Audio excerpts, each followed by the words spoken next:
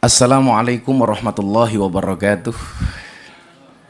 Salam sejahtera untuk kita semuanya. Salam Bapak Gubernur Mas Anies Baswedan yang saya hormati,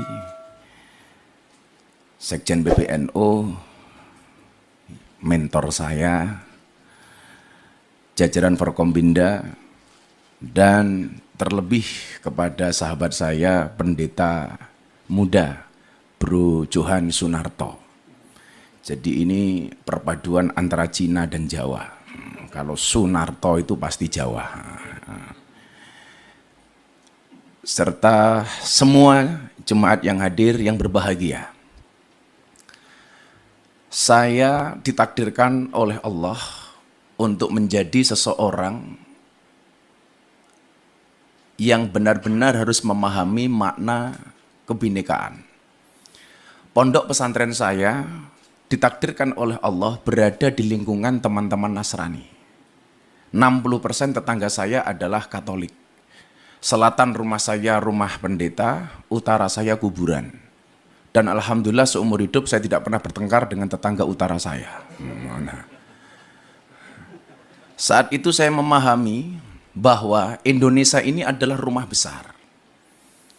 Di dalam rumah besar yang namanya Indonesia ini terdapat 6 kamar. Ada kamar Islam, kamar Kristen, Katolik, Hindu, Buddha, dan Konghucu. Saya meyakini selama orang Indonesia kembali ke kamarnya masing-masing, maka tidak akan pernah terjadi masalah. Yang menjadi masalah adalah ketika kembali ke kamarnya orang lain, tidur di kamarnya orang lain, ngiler bahkan ngompol di kamarnya orang lain. Maka begitu indahnya Indonesia menata kerukunan ini dengan luar biasa ketika kemudian menerbitkan identitas kita masing-masing. Anda yang beragama Islam dengan KTP Islam. Maka dulu Mas Anies ada usulan kolom agama dalam KTP dihapus saja karena dianggap ini awal dari diskriminasi. Justru saya sebaliknya.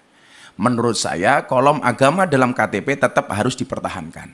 Anda sebagai umat Kristiani berbanggalah dengan KTP-mu, dengan Kristianinya. Anda yang beragama Islam, berbanggalah dengan KTP-mu yang beragama Islam. Maka saya menolak tegas kalau kolom agama dalam KTP dihapus. Tapi kalau yang dihapus kolom kawin atau belum kawin, saya setuju. Jadi kan bujang terus Pak. Pak Kapolres setuju ini pasti.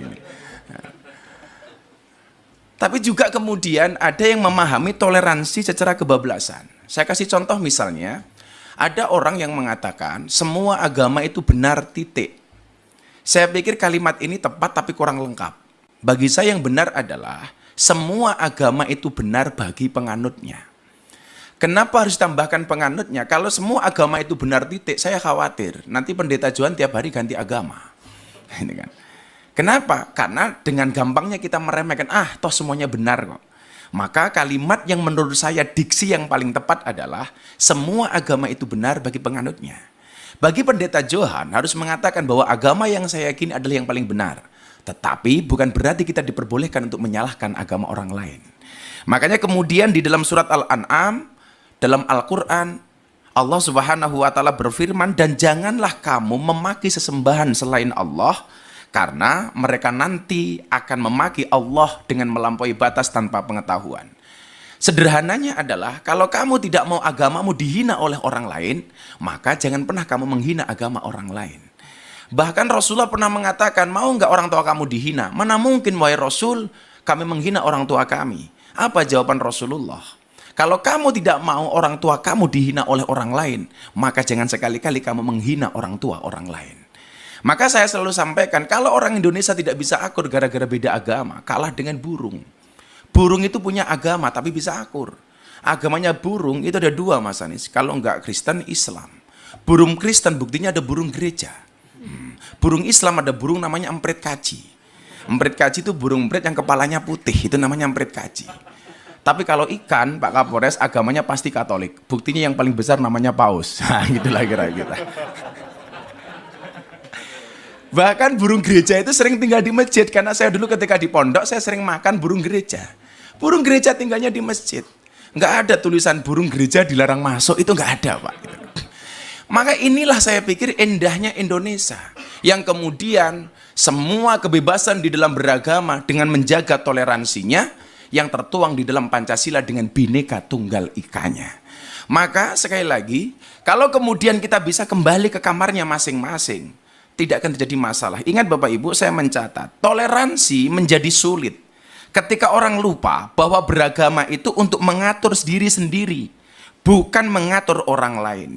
Banyak orang beragama yang bahkan belum menggenapi pelaksanaan nilai agama untuk dirinya sendiri, tapi sibuk ngurusi perilaku orang lain. Tentunya ini kurang dibenarkan. Maka begitu indahnya hubungan saya dengan kawan-kawan Nasrani di pondok saya sampaikan barangkali Mas Anies, di tempat saya itu kalau ada orang Nasrani meninggal, mereka sembahyangan untuk mendoakan almarhum, kita yang Muslim datang Mas, di belakang. Kita nungguin, begitu nanti jatahnya makan, kita makan bareng. Ketika ada orang Islam meninggal dunia, kita tahlilan, teman-teman jemaat gereja nunggu di belakang. Ketika jatahnya makan-makan, kita makan bareng. Akidahnya tetap masing-masing, tetapi muamalahnya bisa kita lakukan bareng-bareng. Kalau Idul Fitri seperti ini, kawan-kawan saya Nasrani masak Pak. Hasil masakannya dibagi ke semua warga kampung, baik yang beragama Islam maupun yang beragama Nasrani. Begitu Natal tiba, kawan-kawan Islam gantian yang masak, dibagi ke seluruh kampung. Maka saya teringat kemudian dengan cerita Nabi Ibrahim alaihissalam ketika masak kemudian tetangganya dipanggil. Nabi Ibrahim itu dikasih gelar kekasihnya Allah gara-gara suka traktir orang. Bulan Ramadan ini saya belum ditraktir sama Mas Anies, belum.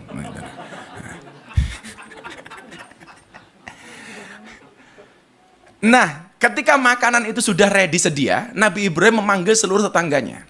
Lucunya saat itu Nabi Ibrahim, ketika orang itu mau makan, ditanya dulu. Kamu nyembah siapa? Sesembahan kita sama Ibrahim, yuk kamu makan. Kamu nyembah siapa? Sesembahan kita sama Ibrahim, yuk kita makan. Sampai satu ketika, ada miss. Nabi Ibrahim bertanya, kamu nyembah siapa? Sorry Ibrahim, sesembahan kita beda. Aku menyembah yang lain, kamu menyembah Tuhanmu. Jawaban Ibrahim saat itu adalah, sorry kamu gak usah makan dulu. Kenapa? Sesembahan kita beda. Saat itu kemudian Nabi Ibrahim langsung ditegur oleh Allah. Ibrahim, kenapa dia nggak dikasih makan? Tuhan, sesembahan dia beda dengan sembahanku. Apa jawaban Allah saat itu? Ibrahim, orang yang nyembah aku dan tidak nyembah aku, semuanya adalah hambaku. Yang nyembah aku kasih rizki. Yang tidak menyembah aku kasih rizki. Lah kamu loh Ibrahim, ngasih makan sekali kok kebanyakan syarat. Akhirnya orang itu dipanggil oleh Ibrahim, kemudian dikasih makan. Begitu indahnya kemudian Tuhan mengajarkan kepada kita kepada toleransi. Maka kemudian konsepnya adalah dalam bahasa agama Islam, famang sya'afal yu'min, famang sya'afal yakfur. Anda mau beriman, berimanlah. Enggak ya urusan kamu. Di dalam toleransi, sebagaimana ayat yang kita pahami, lakum dinukum waliyatin. Untukmu agamamu dan untukku agamaku. Pak Johan, satu saat Anda datang ke pondok saya. Kalau saya pengajian di pondok, Pak, yang datang 10.000 sampai 15.000. Itu artinya apa? Saya harus menyiapkan konsumsi 15.000 untuk jamaah. Dan bapak-bapak jemaat tahu, siapakah yang membantu istri saya untuk masak? Kawan-kawan Nasrani. Siapakah yang bantu parkir? Muda-mudi Katolik. Maka kemudian banyak pejabat yang datang ke tempat saya, kecuali satu, Mas Anies, kepending waktu itu. Maka yang lucu adalah ketika teman saya pendeta di Jogja, Gus, di depan pondok ada kolam ya? Ada bro, kenapa? Boleh nggak saya mancing? Oh boleh. Akhirnya pendeta datang ke pondok saya, mancing di kolam depan pondok saya. Begitu masuk ke kolam renang, ke sawah, pendetanya bilang, Gus sorry, kaki saya korengan. Terus gimana bro? Pak pendeta gimana? Nggak boleh kena air, mbok tolong saya digendong. Akhirnya pendetanya saya gendong. Begitu saya gendong, pendetanya bilang, baru hari ini ada pendeta bisa naik haji. Wah, kan saya haji, Pak. Inilah. Akhirnya pendetanya saya lempar ke air.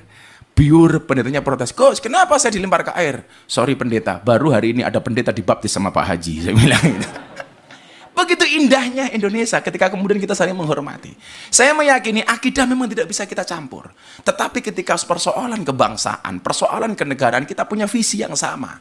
Dengan berideologikan Pancasila, inilah konsep yang dibuat oleh founding fathers kita.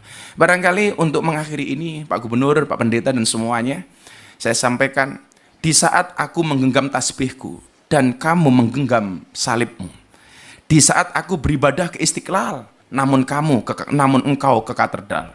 Di saat bioku tertulis Allah Subhanahu wa taala dan biomu tertulis Yesus Kristus.